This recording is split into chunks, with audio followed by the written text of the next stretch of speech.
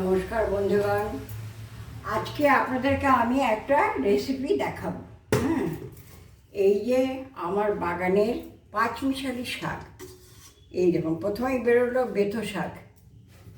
বেথো শাক, এই যে লাল লাল শাক, তারপরে হলো ইয়ে বলে একটা লাউ লাউ পাতা, একটা কুমড়ো পাতা আছে।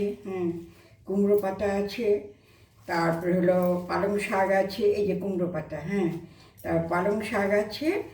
আর একটা দুটো আলু আলু শাক, যেটা মেন, যে আমি গ্রো ব্যাগে আলু গাছ লাগিয়েছিলাম, যা আলু শাক, আলু পাতা।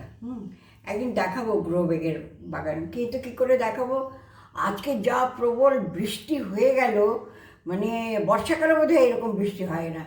সেই আলু শাকটা আমি তুলে রেখেছিলাম আগে, তাই জন্যই কালকে তুলে রেখেছিলাম, তাই আজকে দেখাতে পারছি। আর এই ধনে পাতা আর কাঁচা লঙ্কা তো আমার নিজের বাগানের, আর শিম বেগুন হলো কেনা। এই দিয়ে আর আমি ঘরে নিজে বানিয়েছি চাল কুমড়োর বড়ি, সেই বড়ি ভাজা দিয়ে আপনাদের একটা শাকের রেসিপি। খুব সিম্পল খাবার, কিন্তু খেতে খুব সুস্বাদু হয়। তার সঙ্গে আমারটাই একটুখানি চিংড়ি মাছ ভাজা দেবো, ভেজে রেখেছি, আর আমার হাজব্যান্ডেরটা তুলে রেখে দেবো। গ্যাস অন করলাম, ওইদিকে চিংড়ি মাছটা ভাজা বসিয়ে দেবো আমার, আর এইদিকে একটু ডালের বড়িটা ভেজে নেব।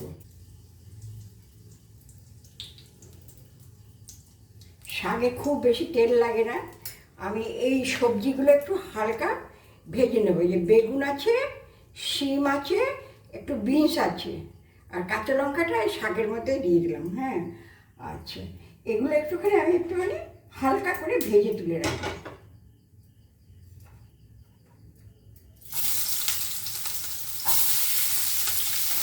এর মধ্যে সামান্য পরিমাণ নুন দেবো, বেশি দেবো না, কারণ শাকও দেবো তো, সেই জন্য অল্প দিলাম। সামান্য একটুখানি হলুদ দিলাম। এবার এটা নেড়ে চেড়ে একটা আলাদা জায়গায় রেখে দেবো।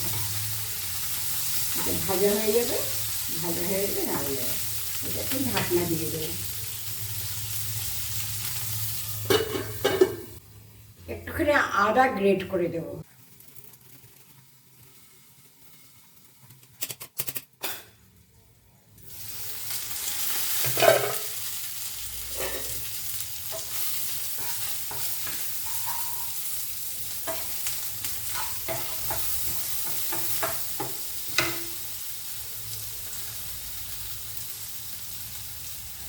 এগুলো খুব বেশি ভাজবো না, হালকা ভাজলাম। হালকা ভেজে তুলে দিচ্ছি।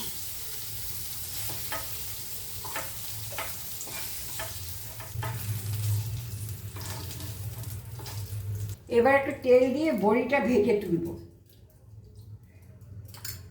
তেল গরম হয়ে গেছে, বড়িটা দিয়ে দিলাম। আমার গাছে একটা চাল কুমড়ো হয়েছিল, পাকিয়েছিলাম, সেই চাল কুমড়ো দিয়ে এই বড়িটা করেছি। এই বড়ির রেসিপিটাও মানে করা হয়েছে, এখনও পর্যন্ত বেরোয়নি, বেরোলে অবশ্যই দেখবেন আপনারা। অল্প আছে, বড়িটা আমি ভালো করে ভেজে নিলাম, লাল লাল করে, লাল লাল করে ভেজে নিলাম। বড়িটা লাল করে ভেজে নিলাম। এইবারে এটাকে যখন ঠান্ডা হবে, গুঁড়ো করে নামাবার সময় ছড়িয়ে দেবো। এখানে 1 পালির মতন তেল আছে, আর 1 পালি তেল দেবো, ব্যাস। শাকে বেশি তেল দিতে নেই, ওইতেই হয়ে যাবে। এইবার আমি একটা শুকনো লঙ্কা এরকম করে ফাটিয়ে এই তেলটার মধ্যে দিয়ে দেবো। লঙ্কাটা ভাজা হয়ে গেছে, লঙ্কাটা একটু, এই যে দেখুন, লঙ্কাটা একটু লালচে লালচে ভাব হয়ে গেছে লঙ্কাটা। এবার কালো জিরাটা দিয়ে দিলাম, তারপরে দিয়ে দেবো এই যে গ্রেট করা আদাটা, এই যে বেশি না, অল্প একটু আদা। এই আদাটা দিয়ে দেবো, একটু সিম করে দিচ্ছি। আচ্ছা, আদাটা দিয়ে দেবো, শাকটা দিয়ে দেবো।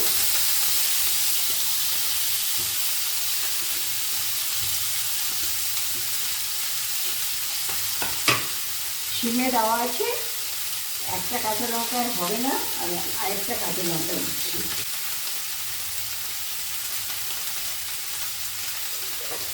আর এবার একটু নুন দিতে হবে। এই ভাজার মধ্যে অল্প পরিমাণ দিয়েছি, কিন্তু শাকের মধ্যে নুনটা দিলে জলটা বেরিয়ে আসবে। এই যে পরিমাণ মতো নুন দিলাম, আর লাগবে না। আর একটু হালকা হালকা হলুদ দেবো। কম। শাক শাক শাক নিরামিষ তরকারি এগুলোতে সবসময় হালকা পরিমাণ বড়ি দিতে হয়। এটা খুবই সাধারণ রান্না, কিন্তু যেহেতু আমার বাগানের শাক আর খেতেও খুব সুস্বাদু হয়। 5-6 রকমের শাক আছে এখানটায়। সবকটার নাম বলতে পারলাম না, তবু আমার মতে 5-6 রকমের শাক আছে। আলু শাকটা দিয়েছি, রাঙা আলু গাছও আছে আমার, ওই ভুলে গেছি কিনতে। ওই শাকটা দিলেও খুব ভালো হতো। আচ্ছা, এইবারে আমি এইটাকে ঢাকা দিয়ে দেবো। ঢাকা দিয়ে সেদ্ধ হতে থাক।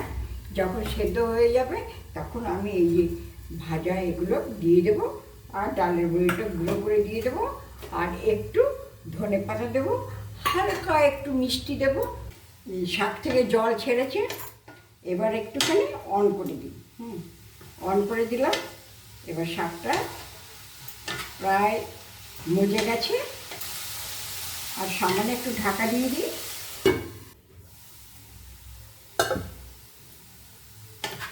এই শাকটা দেখুন, দেখলে বুঝে যাচ্ছে যে হয়ে এসছে।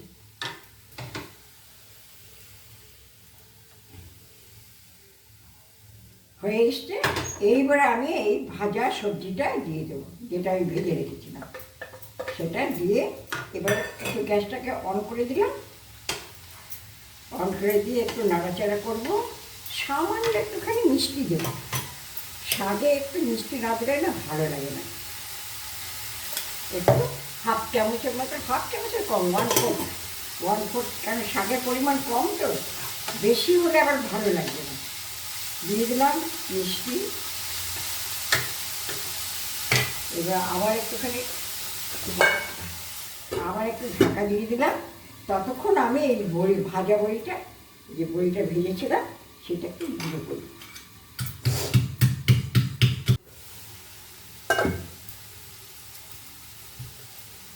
শাক প্রায় হয়ে গেছে আমার।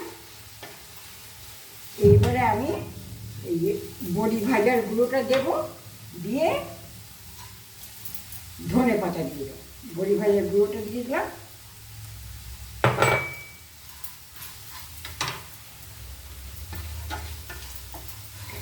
ধনে পাতাটা দিয়ে তারপর তুলবো, তাহলে একসঙ্গেই হয়ে যাবে। ওটাও নেমে যাবে আর ওটাও একটুখানি। এই যে আমার হাজব্যান্ডের জন্য একটু তুলে রেখে দিই। উনি শাক খেতে খুব ভালোবাসেন।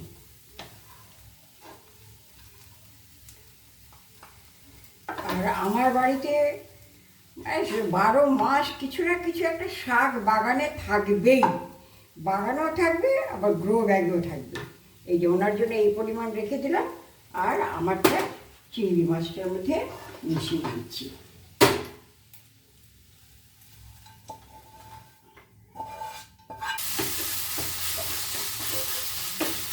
আমার শাক রান্না হয়ে গেল। 5 মিশালি শাক। আমার নিজের বাগানের 5 মিশালি শাক। আজকে যা বৃষ্টি হয়েছে, কালকে আমার আলু গাছের কি অবস্থা হবে বলতে পারছি না। কালে ছাদে গেলে বোঝা যাবে। আজকাল যাইনি ছাদে। ছাদে গেলে বোঝা যাবে যে আমার আলু গাছ ঠিকঠাক আছে কিনা। গ্রো ব্যাগই তো, জলটা ঝরে যাবে। জল ঝরে গেলে তাহলে আর কোনো অসুবিধা হবে না। এই দেখুন, আমার জন্য এইটা, আর আমার হাজব্যান্ডের জন্য হলো এইটা। ব্যাস হয়ে গেল। দেখবেন, করবেন, করে খেয়ে দেখবেন। 5 মিশালি বাজারেও কিনতে পাওয়া যায়, আর যে নিজে লাগান তো ভালো কথা। তো যাই হোক, 5 মিশালি রাখবো। অন্য কোনো শাক দিয়ে এইভাবে রান্না করে খাবেন, শুধু লাল শাক দিয়েও এইভাবে করে খাবেন, খুব ভালো লাগবে। বেথো শাক দিয়েও যদি আপনি এইভাবে রান্না করেন তাহলেও খুব ভালো লাগে। তা আমি তো বেথো শাক দিয়ে করি, লাল শাক দিয়ে করি। তো আমার বাগানে 5টা করে শাক পেয়ে গেলাম বলে আমি করে নিলাম। আচ্ছা, ওকে, থ্যাংক ইউ। লাইক করবেন, কমেন্টস করবেন, সাবস্ক্রাইব করলে করবেন, পারলে শেয়ারও করে দেবেন। ওকে, গুড নাইট।